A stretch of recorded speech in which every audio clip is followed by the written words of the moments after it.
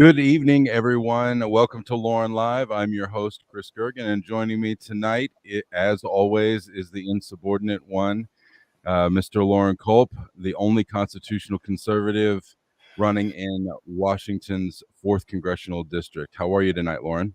Doing great, Chris. Hello, everybody. I see everybody jumping on here. I have to say, I did not even get a notification that we were live on Facebook because I was looking at my phone. We didn't. Hi, Becca. Hi, Robin. Hi, Marilyn. Rita, Wendy, Jay, Lee, Shyla, everybody else. Too many to name, or we'd be here for 2 hours, right? Absolutely. What folks can do at home is share this out, because if they're not going to send the alerts out to let people know that we're live, then everybody needs to just share it out so folks know that we're live. So yeah, they're not even putting out notification anymore, hardly. I mean, I didn't get one. Yeah, I don't think I did as well. It's horrible. Thankfully, we're moving to other platforms. Yes, very soon. Very soon. Yep. So we had an interesting week legislatively in Congress. We sent out an email this morning, Loren, about this, and just when you think that things can't get any more stupid in Congress, they prove that there is a deeper depth of stupidity that has never been found before. And it never ceases to amaze me. It doesn't. And you would think that most Republicans would, vote against, as hyper partisan as everything is in America today. You would think that there were Republicans who would know when to vote along party lines. Unless we're voting on renaming a post office, right? Or naming a post office or something. That's not what I'm talking about. But these big spending bills, these things, gun bills and war, appropriations for war and gas and these different, these are big things. Yeah. And it's a lot of money. And it is a lot of money. So last week, 39 Republicans in the House and 18 senators decided that they were going to vote with Nancy Pelosi, Chuck Schumer, and Joe Biden. And I know you sent out an email this morning, Loren. You had some choice words about it, and I figured maybe tonight we could discuss a little bit about that bill and what it's in there, right. What is in there, and why you opposed it. Well, it's HR 2471. It's the Consolidations and Appropriations Act of 2022. It's a spending bill, basically. But how could anyone in good conscience vote in favor of a bill that is over 2,700 pages long, spends $1.5 trillion? It was written behind closed doors and delivered to Congress about 1:30, 2 o'clock in the morning, literally in the dead of night. Congress was given less than 12 hours to read this bill. It would be physically impossible, even if you had a whole crew of people, to read 2,700 pages. War and Peace was only like 1,200. This bill alone, and they're passing bills all the time, this was over 2,700 pages. And I guarantee you, literally not one single member of Congress, I guarantee you, read this bill. They didn't have time. There's no way. There's no physical way to read that much in that short amount of time. Yeah, they didn't even have hearings on it.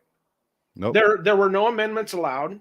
No one knew what was in it except for those who wrote it. And I guarantee you that it wasn't a sitting member of Congress who wrote it.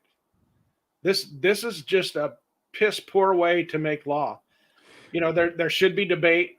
There should be time for amendments, and every member of Congress and the American people should have the opportunity to read what's in a bill and make amendments, before it goes up for a vote. No debate. And Americans are fed up with this garbage. There was two things that they tucked in. So the Democrats are, because this is the omnibus spending bill. And for those of you at home that don't know what that means, what it means is this is the bill to fund the government, to keep the government open so we don't end up with a government shutdown, right? So I don't know if you remember a few years back, We kept going through these government shutdowns, where basically nothing shuts down except for all the state parks and the things that we like to use, right? But Yeah, to hurt the anyway, people. to hurt the people. So Yeah. what they do is these bills that they know have to pass, and it's typically always funding bills that have to pass. What they do is they tuck things in there that they know they could not pass a standalone. So, Loren, I'm going to give two of them to you. And I'd like you to discuss it. $1.5 trillion spending bill containing the Violence Against Women Act Reauthorization Act, or otherwise known as the VAWA, and the NICS Denial Notification Act. Now, both of those were gun control measures that they tucked into this omnibus spending bill. So, Lori, why don't you talk a little bit about this kind of anti-gun stuff that they put in there? Yeah, I talked about it a few days ago on a live. And they put good sounding titles. The Violence Against Women Act, right? I mean, it sounds great. Nobody wants to have violence against women. Nobody wants to have violence against anybody. It sounds great, but that's how they feel. That's how they get anti-gun bills passed, and the red flag laws right along with it. They talk about our safety and how they're protecting us, and we need to vote for these things so that we can be safer. Well, it has the exact opposite effect. It disarms good people. It mandates that the ATF, which is an unconstitutional agency, alcohol, tobacco, and firearms, sounds like a convenience store to me. But I don't know who first said that, but I liked it. But they harass people. They do. And this made it so that the ATF could deputize local law enforcement to be ATF agents. And 9 out of 10 people that are denied through the NICS system, when you go buy a firearm, you have to go through the federal background check, the NICS system. And 9 out of 10 denials are false positives, according to Gun Owners of America. So right. Every 10 denials through the NICS test, 9 of them shouldn't have been denials. But it requires the ATF and or local law enforcement to open a criminal investigation on every denial, whether it's a false positive or not. That is absolutely unacceptable. What they could do is just blanket denial everybody, and then what that does is that opens investigations, and then people are going to learn, well, I probably don't want to be investigated, so I'm just not going to do this. And so it will cause people to stop, stop filing those things, stop the transactions and so forth.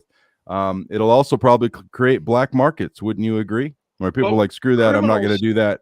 Criminals don't go typically to a gun store. I mean, how many cases have you ever heard of that the federal government has prosecuted for a felon trying to buy a firearm at a gun store?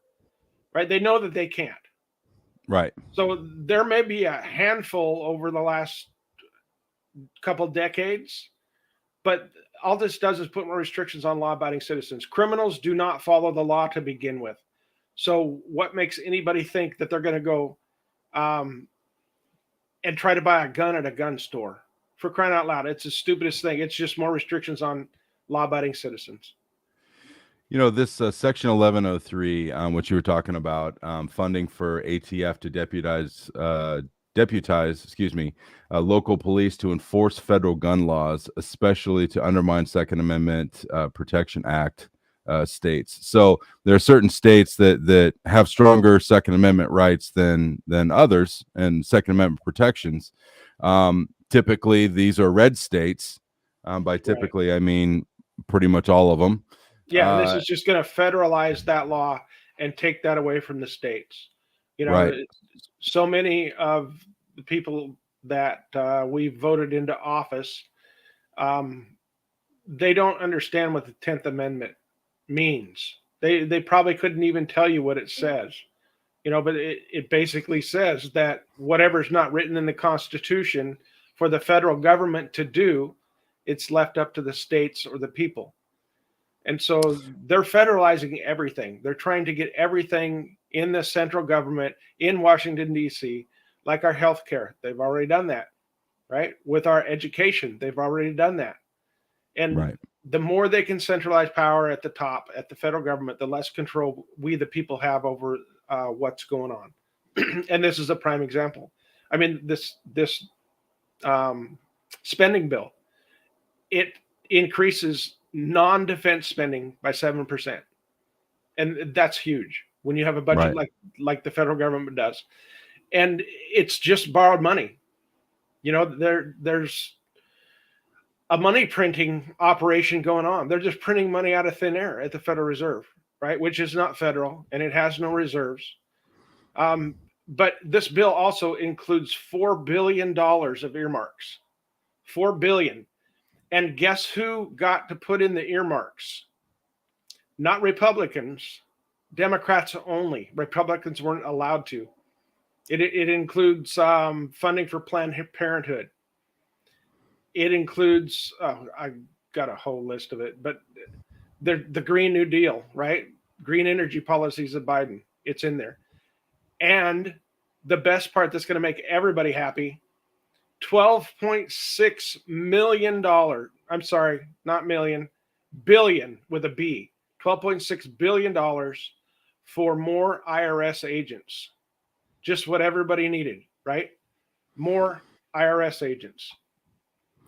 So can you imagine how many IRS agents you can hire for $12.6 billion?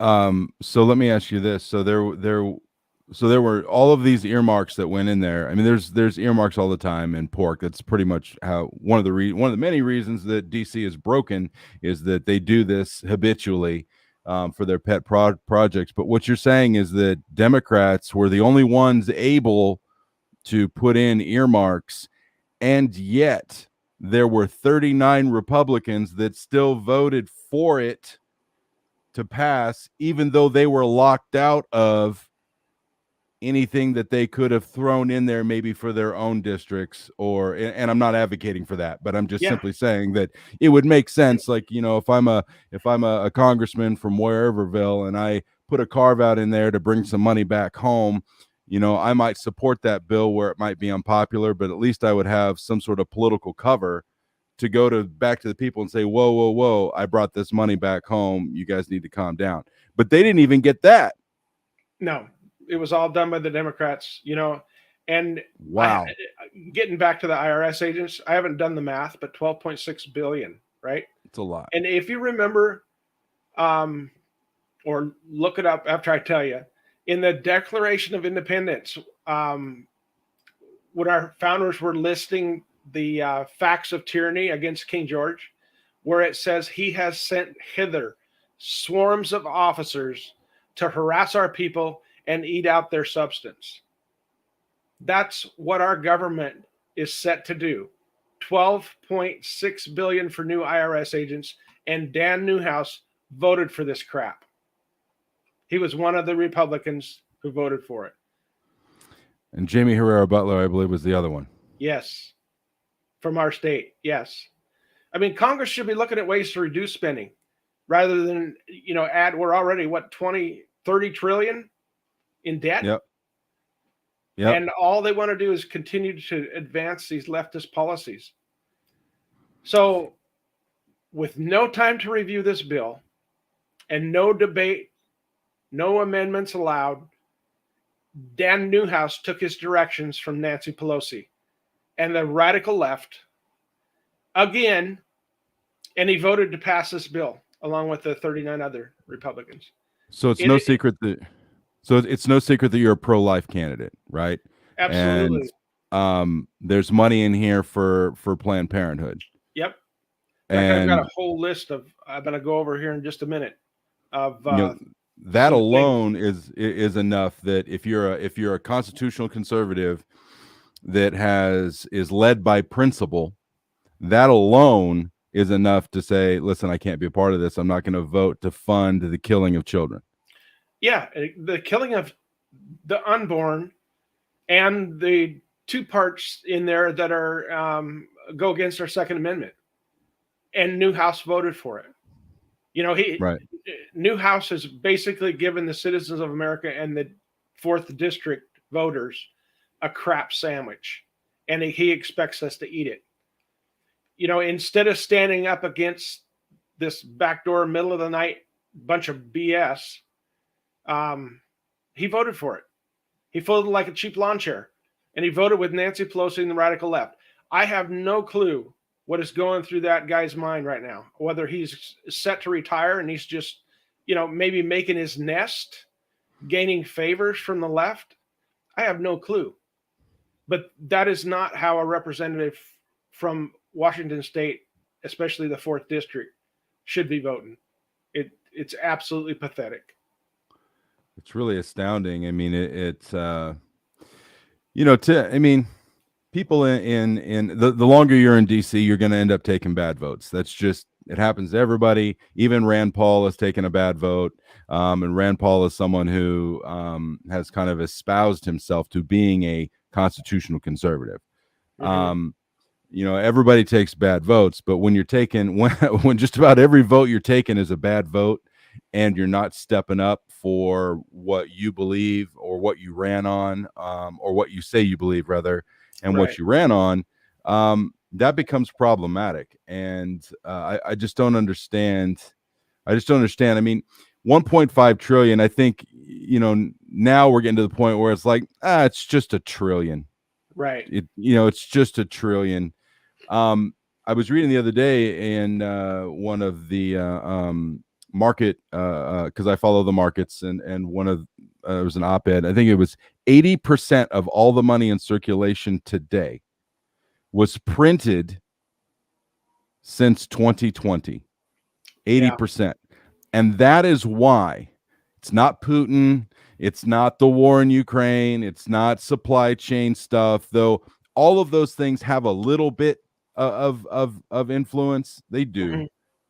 But the majority of this, ladies and gentlemen, is because 80%, if you took out a $10 bill, 8 of those dollars in that $10 bill were printed since 2020 until today. It's amazing, isn't it? And that is why everything is just skyrocketing in price, because, what do they say? The roosters come home to roost. You know what I mean? It's, you get what you deserve. Anytime you flood the market with anything, it can be wheat, it could be silver, gold, uranium, oats. Anytime you flood the market with something, the value of it goes down. And it's the same with money. We have got an out of control federal government, a Federal Reserve that shouldn't even be in existence, that has never been audited, by the way. And they're just printing money like a bunch of drunken sailors. And no offense to any drunken sailors, but I resemble that remark. Let me go over this list real quick. This is just some of the garbage that's in this bill. We've already gone over a couple of these, but there's $4.2 million for a sheep experimentation station infrastructure. $2 million to reduce inequity in access to solar power. $1.9 million to study climate change at George Mason University. $775,000 for an LGBT center in Los Angeles. $2.5 million for a planetarium in Vermont. Bernie Sanders. Bernie Sanders. Bernie Sanders got that in there. He's going to enjoy his planetarium. $250 million will be funneled to 154 of Chuck Schumer's pet projects in New York. $10 million went to demolish a private building in Fairbanks, Alaska. Wait, how much? $10 million to demolish a private building. I would have done that for free. I know. Just think of that. That would be a contract to get, right? Like we already talked about at Funds Planned Parenthood. There's a ton of money in there for Biden's radical green energy policies. And like I talked about before, 12.6 billion for more IRS agents so they can harass the citizens a little bit more, because we don't have enough of that going on right now. And I already talked about the ATF gun registration and the power to deputize local law enforcement. So yeah, that is what Representative Newhouse voted for. Like I said, I don't know what this guy's thinking, but that's not a representative that needs to be in the 4th Congressional District of Washington State. I can tell you that. That's unbelievable. It really is. Yeah, it is. It's it's they're handed it in the middle of the night. They have no time to read it. 2,700 plus pages. And Nancy says, yes, vote for this. Newhouse votes for it. No excuse. Absolutely no excuse. So this is something that you did not touch on. So also in that bill was a 21% increase in the MRA funds. So MRA stands for Member Representational Allowance, MRA fund. So basically, it's what Congress gets paid. So they also tucked in there a 21% pay increase. 21% pay increase? Yeah, 21%. And I've got Majority Leader Steny Hoyer put out a piece on this. I'm going to actually put this in the comments, ladies and gentlemen, for you to go ahead and look. House Majority Leader Steny Hoyer and House Democratic Caucus Chair Hakeem Jeffries released the following statement this morning on the inclusion of a 21% increase in member representational allowance funding for the fiscal year 2022 Omnibus legislation. Leader Hoyer and Chair Jeffries have long advocated for this increase to the MRA in order to secure that members, leaders, and committees can attract and retain the best and brightest to help them serve the American people while promoting a more diverse workforce. So basically what they do is they get, so when you go to Congress, Mr. Culp, you're going to end up with a budget for a staff. And out of that, you're going to be able to hire whomever is qualified and presumably isn't a Chinese spy, unlike some of the other members of Congress. And so what they did was they gave a 21% increase into those specific coffers for the hiring, or basically for the running of their offices. Now, out of that, they can pretty much spend that money within. I mean, there's rules, right? But they can pretty much spend that money however.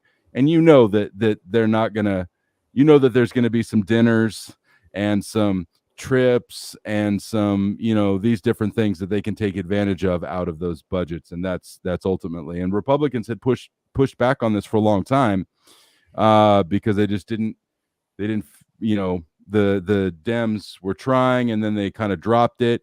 But now the Democrats, let's talk a little bit about the timing, and I want to get your thoughts on the timing of this. So this is the last big spending bill before the November election, or at least it should be. Okay. Right. Do you think they jam this through because they know that they're going to get shellacked in November, and that they won't have the votes to get this next session? Yeah, absolutely. Yeah, and why would you put it through in the middle of the night? You don't have it up for debate. You don't have anything out on. There's nothing on C-SPAN of a debate going on about it. Nothing. You just throw it out there in the middle of the night. They've been working on it for. I mean, how long does it take to type up 2,700 pages? Right. They've been working on it a while. It's not like it was a shock, right? Yeah, and they just didn't come up with it at the last minute. Oh, this sounds like a good idea. Let's put this out. No, they've been working on this thing for a long time. And to not put it out to the American people, of course, they didn't want anybody to even know about it. So they threw it out there in the middle of the night and said, let's vote.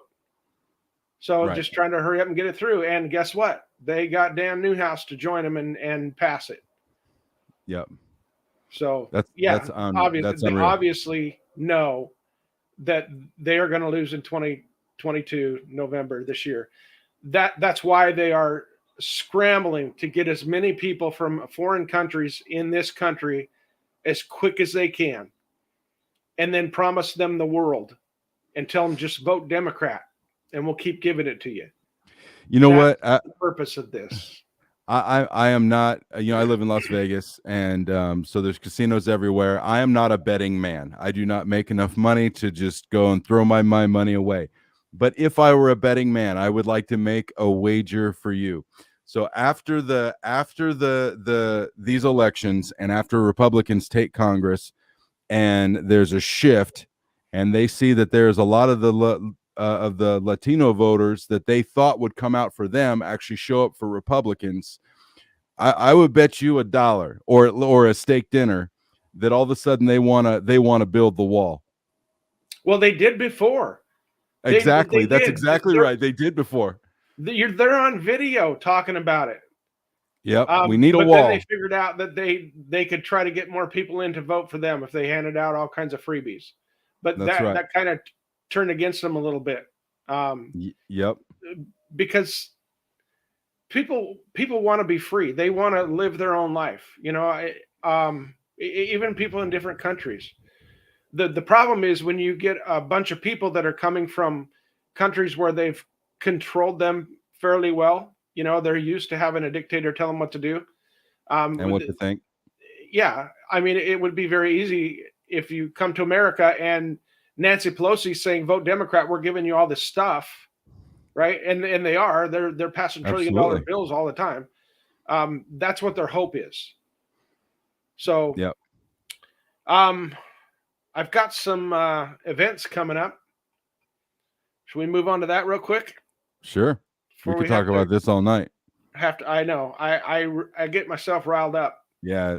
Absolutely. Especially, well, I mean, it's great for my campaign. It's great for my support when Newhouse does what he does. It still makes me angry. Still upsets you. What? It still upsets my you. Language.